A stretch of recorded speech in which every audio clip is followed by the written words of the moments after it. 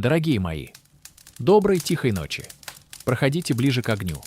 Плед к плечам, чашка в ладонях, свет чуть мягче. Я Северин. Сегодня у камина феномен времени. Почему оно течет по-разному в разных местах и состояниях сознания? За час нашего неспешного разговора пройдем пути от крохотной часовни до глубин психики, от эпизодов из жизни великих до простых лабиринтов внутри нас, и разберем, как жить так, чтобы время работало на нас, а не против. Но прежде поддержите наш дом. Подпишитесь на канал «У камина с Северином», нажмите колокольчик и в комментариях поделитесь, когда время для вас растягивалось словно вьюга, а когда сжималось, как последний теплый вдох. Я читаю каждое слово. Сделайте вдох и выдох на полдолю длиннее. Шепотом. Я здесь. И начнем. Ночь и рассвет. Часы в келье. В маленькой часовне на краю леса старец жил по тому времени, которое слушает тишину. Он зажигал свечу в полночь и гасил ее в полдень, ровно 12 часов на 12 ступеней души. Час за часом он шелестел четками и шептал псалмы, и за год его дни превратились в год собранных мгновений. Когда мы спешим, нам кажется, время утекает сквозь пальцы. Когда мы слушаем его дыхание, оно ложится ровной нитью. 150 лет спустя астрономы измерили астрономическое время, вращение Земли, орбиты, пульсации пульсаров. Оно бесконечно точно, но для живого сердца не подвластно. Час родился там, где мы заметили ритмы. Мы же можем пригласить часовую молекулу в дом, если научимся слышать ложку, а чашку во время чая. Петербургская гимназия – время уроков. В Пушкине гимназия жила учебным временем. 17 звонков, ровный ритм парт, кликушка на лестнице. Он появлялся, заглядывал в класс, слышал ровный скрежет осени на столах и понимал. Здесь время задано для работы, для нервов, для контроля. Между двумя звонками 3 минуты тишины для мысли. Эти 3 минуты не лишние, не недостающие. Они и есть переход. Мы можем освоить такой же ритм. Знаем, что через 20 минут встретимся с напоминанием таймера и переключимся на другое состояние. Поезд Москва-Вологда. Время в движении Михаил Стельмах. В детстве ездил к бабушке на Вологодчину. Поезд шел 12 часов, и за окном менялись пейзажи, и время растягивалось. Каждая роща, каждый мостик останавливал взгляд. В книге он описал поездку как длину проката души. Не километры, а остановки памяти. Никакой смартфон не даст того ощущения, когда время течет вместе с колесами. И серость холода становится ровным фоном для внутренних картин. В поездах мы учимся растягивать унифицированный день до личного эпоса. Кафе на углу. Время в людях. Я знаю кафе, где 3 продавца меняют настроение. Утром быстро я тороплюсь. Днем медленно я болтаю. Вечером чуть задумчивее я мотаю дни. Твои часы — это их часы. Стоишь в очереди, и время меняет вкус. Кофе в торопе едва греет, кофе в диалоге, как сауна. Люди задают нам социальное время. Смотри, сколько мы ждали. Не смей задерживаться. В таких местах полезно просить медленную чашку, чтобы хотя бы 10 минут жить на их волне. Кавказский перевал. Время стирает. Ветер на перевале стирает следы быстрее, чем мы успеваем шагнуть. Лермонтов писал, что горы по-другому лечат время, когда круглый будильник не ищет вас, а вы сами остаетесь в спирали облаков. Здесь нет рутинных дней, есть миг до бури и частица ветра, есть ныряние в бездну хребта и падение обратно на тропу. Путешествия учат растягивать время до ощущения собственной маленькости и, парадокс ли, до ощущения вечности. Заводские часы. Время металлургов. На металлургическом заводе ремесленники строят рабочее время по троичной системе. 6 смен по 8 часов, 3 черна. Утро, крики кузнецов, день — гул машин, вечер — стук молотков. Цифры выстраиваются в ритм горячего сердца металла. Для рабочей дисциплины эта плотность не рабство, а музыка, приближающая тебя к своему делу. Ученые говорят, когда день расписан по звукам профессионального инструмента, мозг спокойнее знает границы и время не давит. Мечеть и колокол. Религиозное время. В одной деревне рядом находится мечеть и православный храм. Молитва 5 раз в день, колокол 3 раза. Их календари пересекаются редко, но для верующих это не конфликт, а круги помощи. Ты живешь 2 ритмами и чувствуешь, что время не разделяет, а обогащает. Мы можем перенять, включить в свой день и молитву тишины, 5 минут без задач и звон колокола для души. 3 глубоких выдоха перед разговором. Письменный стол. Собственное время. Каждый писатель удерживает собственное время. Сухая бумага, полированный стол, час, с 2 до 4 — это лирика, с 5 до 7 — рецензия, с 8 до 9 — чтение. Николай Гоголь ставил расписание на входе в дом. Не мешать. И поэт за 3 часа писал рассказ. Сегодня мы можем подписывать двери своим временем, выстраивать ритуал входа, 2 вдоха, стул ровно, ноутбук открывается на нужном файле, и по внутреннему счету начинаем свой мир. Это помогает отсечь соцсети, новости и чужую хронику. Сновидение. Время без форм. Иногда кажется, что время в сне бесконечно емкое. Мы можем прожить сюжет фильма за минуту, а потом вернуться в кровать и подумать: всего полчаса прошло? Это сонное время, наш личный парк, где часы не нужны.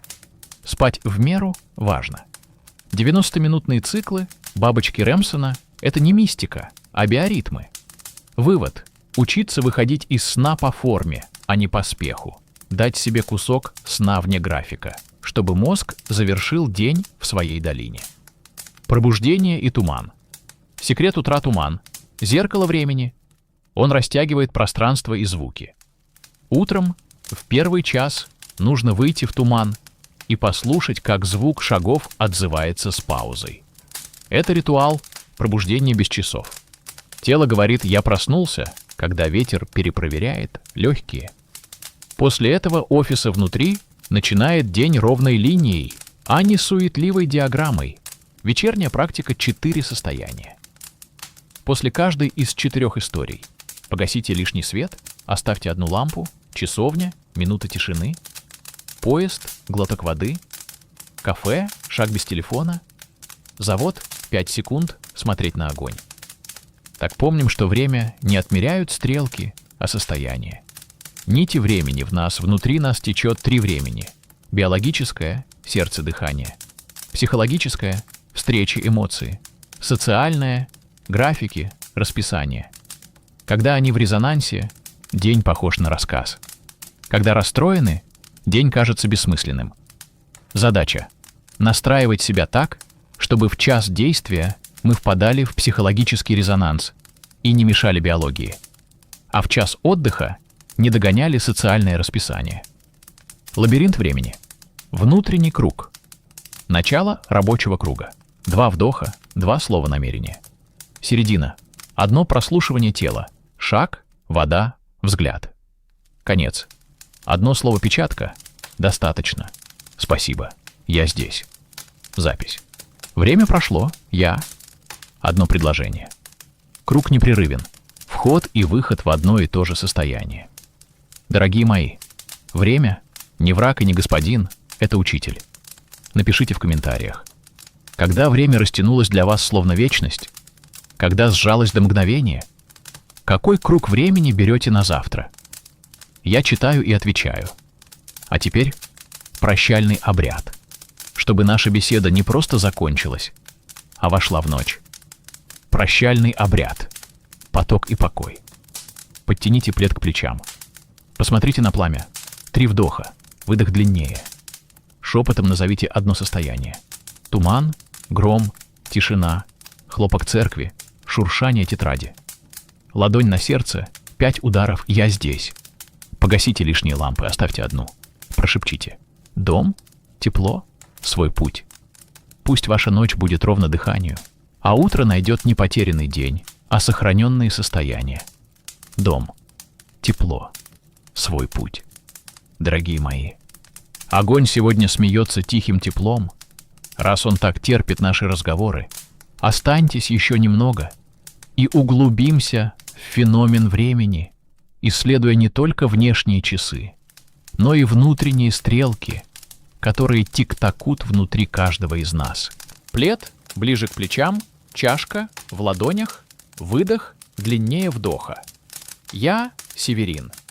Давайте беседовать дальше, не спеша, как величественный берег, где волны накатывают раз в минуту, но внутри каждое мгновение — океан опыта. 18 век. Париж.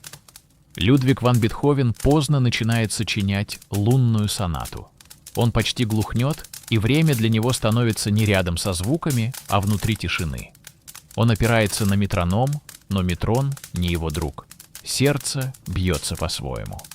Он использует ровную дробь анданте как якорь.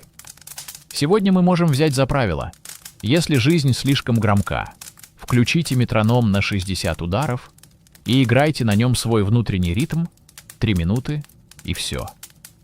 Движение поезда впервые позволяло человеку переходить в иное время. Люди из XIX века отмечали, что дорога Москва-Петербург растягивалась до эпоса. Письмо к супруге, чтение, слушание станционных зарисовок.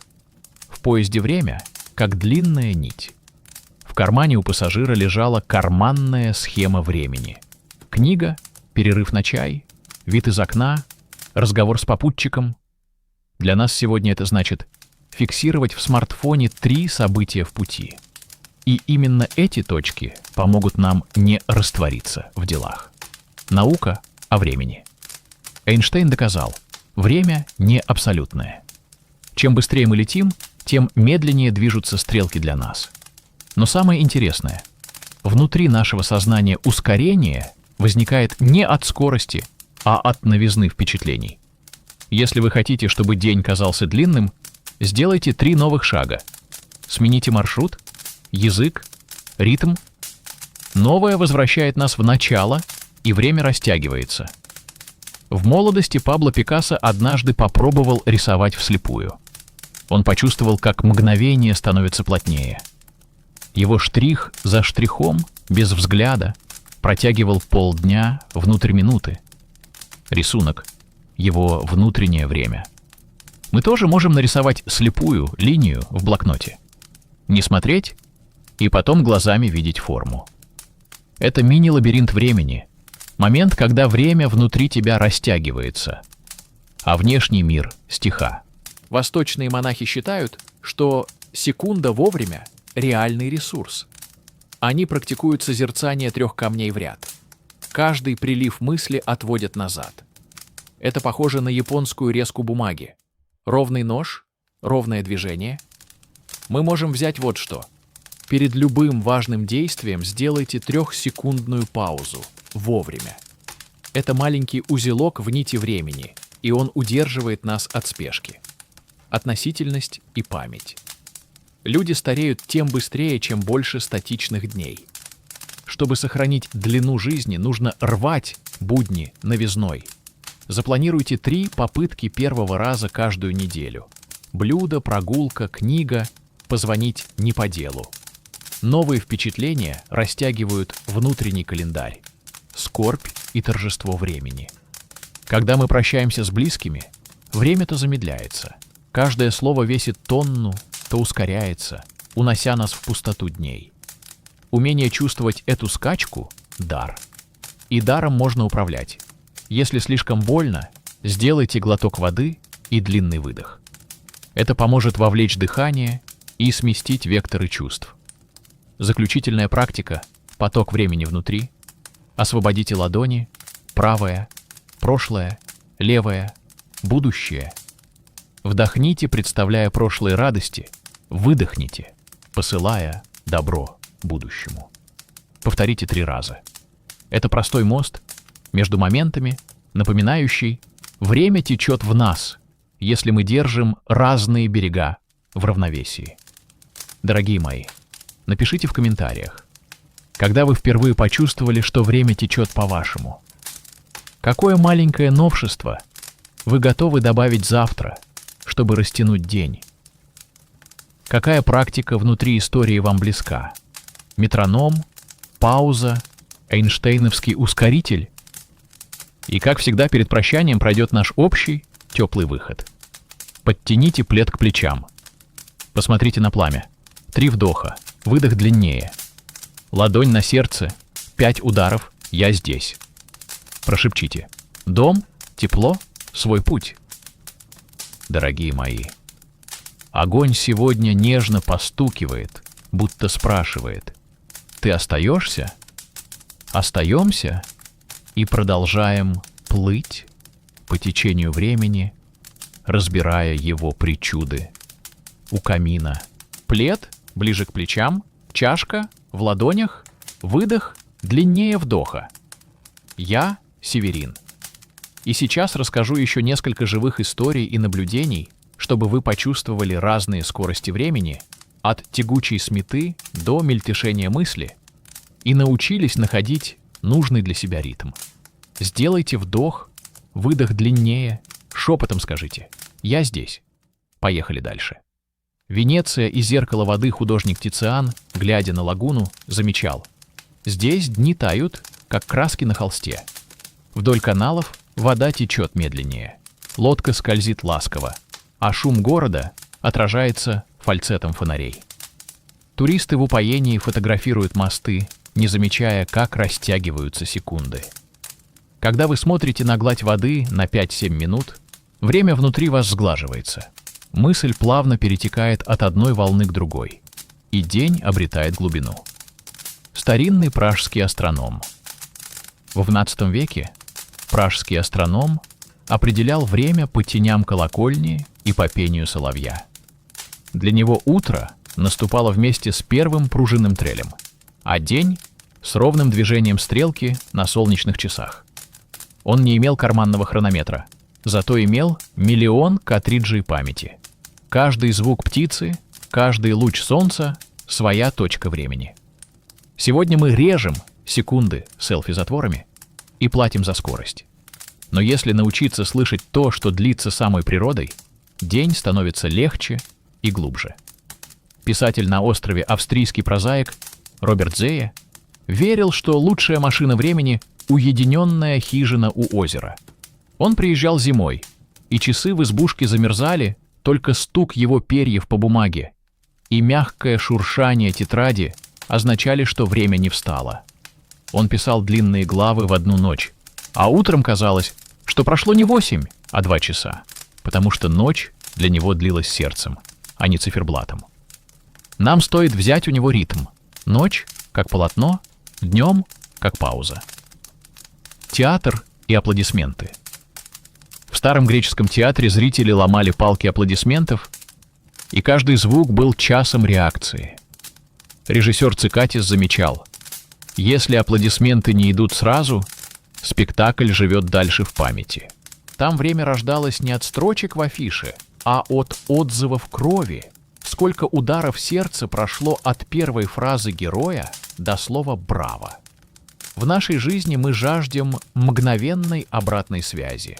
Но обратная связь действительно длится, в светлом послевкусии, которое остается надолго. Поэма «Медленная варка». В Японии есть ритуал чайной церемонии. Чайник ставят на угли, и вода достигает нужной температуры за 7 минут. За это время делают несколько поклонов, 3 глубоких вдоха, 1 шепот благодарности. Эти 7 минут — не счет, а ритуал. Они не ускоряют чай, а замедляют нас. За 7 минут можно прочувствовать тепло кувшина, аромат углей, прикосновение кисточки, звук капли. Попробуйте. Поставьте таймер на 7 минут и ничего не делайте, кроме того, чтобы сидеть и ждать. Через неделю почувствуете, как время стало густым и вкусным. Эпизод из жизни Баха. Иоганн Себастьян Бах ежедневно работал над музыкальными Аларана. Проводил часы, перелистывая клавиши фортепиано, пока рука не запоминала движение. Его дирижерские репетиции проходили в режиме жизненных часов. Каждая минута отмерялась дыханием, а не батоном палочки. Когда музыканты говорили «стоп», он отвечал «не спешите, слушайте», и они вновь включались в ритм не метронома, а живого пульса. В нашей жизни важно не только начать вовремя, но и слышать вовремя. Время — вода. Слова древнего философа Сенека писал, что «время — река, в которую нельзя войти дважды». Он научил, что прошлое — это осадок, будущее — ожидание, а настоящее — капля на ладони. Практикуем. Когда ловите себя мыслями в прошлом, сконцентрируйтесь на ладони. Она чуть теплее обычного. Это напоминание, что здесь и есть время, которое нужно, настоящее. Возвращение у камина. Дорогие мои, когда настанет середина нашего часа, просто послушайте. Ни одна секунда не одинаковая. Она может быть шумной и тихой, быстрой и медленной, но каждая двигает нас вперед. Запомните это ощущение и приходите к огню за новой порцией времени, которая уже не час, а жизнь. Пожалуйста, напишите в комментариях, какое из этих историй растянуло для вас время? Какое ускорило его внутри вас? Какой ритуал вы попробуете завтра? 7 минут чая, 3 глубоких вдоха, долгий просмотр воды или 7 минут без телефонов? И в конце, как всегда, наш общий, теплый, прощальный обряд. Подтяните плед к плечам. Посмотрите на пламя. 3 вдоха, выдох длиннее. Ладонь на сердце, 5 ударов «Я здесь». Прошепчите: «Время, мой друг». Спокойной ночи, дорогие мои. Пусть ничто не исчезает, кроме усталости, а каждое мгновение остается с вами. Дом, тепло, свой путь.